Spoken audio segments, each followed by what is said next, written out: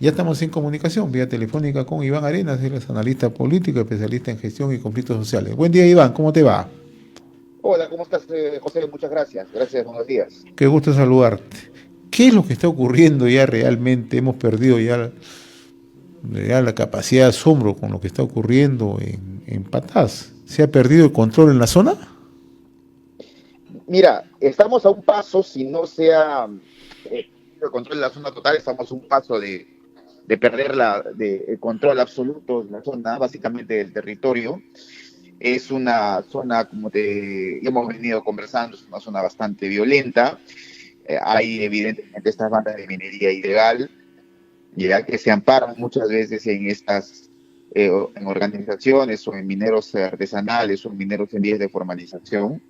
Entonces, lo que estamos viviendo en este momento no solamente contra poderosos, sino además contra otras empresas, como el caso, por ejemplo, de Boro u otras empresas más, lo que estamos viviendo básicamente es un ataque sostenido en contra de las empresas mineras formales, con el objetivo no solamente de sacarlas, sino además de tener el control territorial de la zona y aprovechar los inmensos recursos mineros que existen en la zona, ¿no?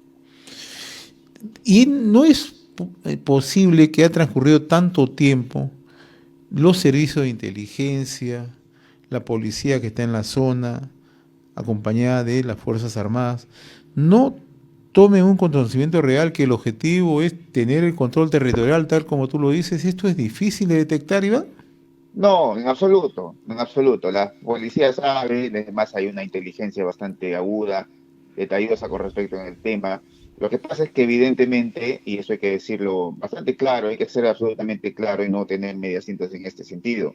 Lo que pasa es que existe un estado paralelo, existe un estado evidentemente, por así decirlo, profundo, un estado básicamente de compartimentos diferentes en diferentes instituciones, el Ministerio Público, el Poder Judicial o la propia policía, que están haciendo las cosas, me parece bien, pero también hay por ahí algunos policías que son evidentemente en su minoría, que están parte de una red mafiosa, es decir, no puedes entender tú la minería ilegal sin esta red de corrupción en diferentes instituciones, tanto en instituciones a nivel distrital, regional, como instituciones nacionales, en este caso, por ejemplo, el Poder Judicial, la Fiscalía, ¿no? En este caso, una Fiscalía especializada en medio ambiente también existe en la zona.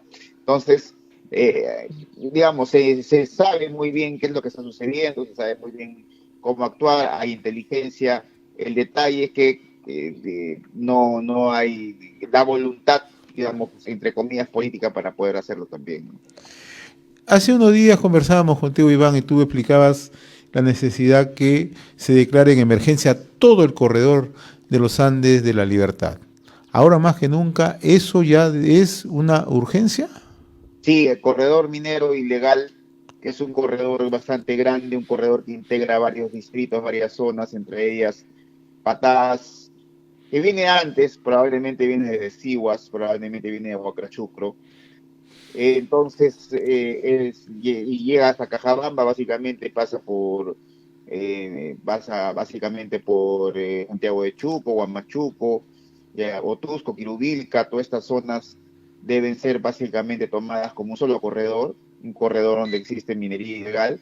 Y si no se tiene una visión de corredor, es decir, de una zona económica, de una zona territorial en la que la minería ilegal básicamente reina, entonces va a ser muy difícil, ¿no? Yo no entiendo cómo, en este caso, las autoridades, o en este caso, digamos, las autoridades que están básicamente especializadas en este tema, no entiendo cómo todavía pueden seguir insistiendo en solamente focalizar lo que se llama el estado de emergencia en un solo lugar, por ejemplo, en Patás, y no extenderlo hasta Quirubilca, Santiago de Chuco, ¿no? O Amachuco. Es difícil no entender, no sé a qué se puede entender ya cuando, como te digo, hay gente especializada en estas instituciones que conoce muy bien al detalle y que estoy seguro están de acuerdo con este enfoque, es decir, el enfoque de declarar en emergencia todo este corredor, es un único corredor económico, ¿no?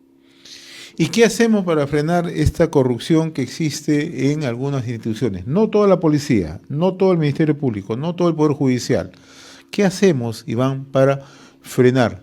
Tú hablas de estados paralelos y en realidad eso es lo que está existiendo. ¿Cómo Sí, controlamos eso? existe un estado paralelo, evidentemente lo que tenemos que hacer allí es no solamente fortalecer las instituciones, sino además lo que tendríamos que hacer es una reforma profunda con respecto a las personas que están en la zona. Tendríamos que ser además integrar, digamos, en una sola acción centralizada en estas diferentes instituciones para actuar no solamente de oficio, sino, como te digo, actuar de manera inteligente. Pero como te digo, eso no se va a poder hacer sin el cambio de las estructuras, de la reforma, de los recursos humanos en la zona también, ¿no? Es importante eso, o sea, si no retiras a las personas que están, por lo menos a las personas que están involucradas en el tema, ¿no? Entonces va a ser muy difícil. Y luego de eso, ya el tema ya de la formalización propia, ¿no? Acuérdate tú que en el tema de la formalización está también la Dirección Regional de Minería del Gobierno Regional de la Libertad. Entonces, allí debemos también una reforma profunda que también obedece a una reforma grande, ¿no? Que es, de alguna otra manera, la restitución dentro de las competencias y funciones del Ministerio de Energía y Minas sobre la fiscalización y la vigilancia en la minería artesanal y pequeña escala. Entonces, no podemos seguir esa arquitectura institucional que ha ofrecido un fracaso, ¿no? Como ha sido un fracaso también el tema del reinfo, sin embargo se va a seguir insistiendo en el tema. Yo creo que el tema se está viendo ya para una ampliación posible de 2 años. El propio presidente de la Comisión de Energía y Minas del Congreso de la República ha presentado un proyecto de ley para ampliarlo. Yo la verdad es que, bueno, evidentemente va a haber una ampliación, eso es evidente porque está el juego político, pero digamos, en una ampliación, lo mejor sería evidentemente que Reinfo no se amplíe, pero si se va a ver una ampliación, lo que tenemos que hacer es revisar el mismo Reinfo para ver, para no seguir repitiendo esas cosas que se están haciendo, ¿no? Y sobre todo para evitar la flexibilidad de Reinfo con respecto a las economías ilegales. Hoy precisamente, hace unos instantes, a través de una nota informativa, la Sociedad Nacional de Minería, Petróleo y Energía demanda, ¿no?, que se ponga freno al reinfo porque sirve como pasaporte justamente a estas economías ilegales en estos momentos.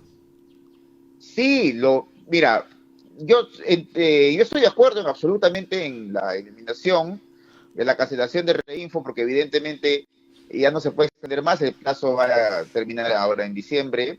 Yo estoy de acuerdo porque el Reinfo, como está, no solamente es un instrumento de gestión extraordinario, que no ha tenido ningún resultado, eso es evidente, es decir, es parte también del fracaso de la formalización este instrumento, pero no solamente eso de ahí, además de eso yo me pongo digamos, en el realismo de la política, ¿no?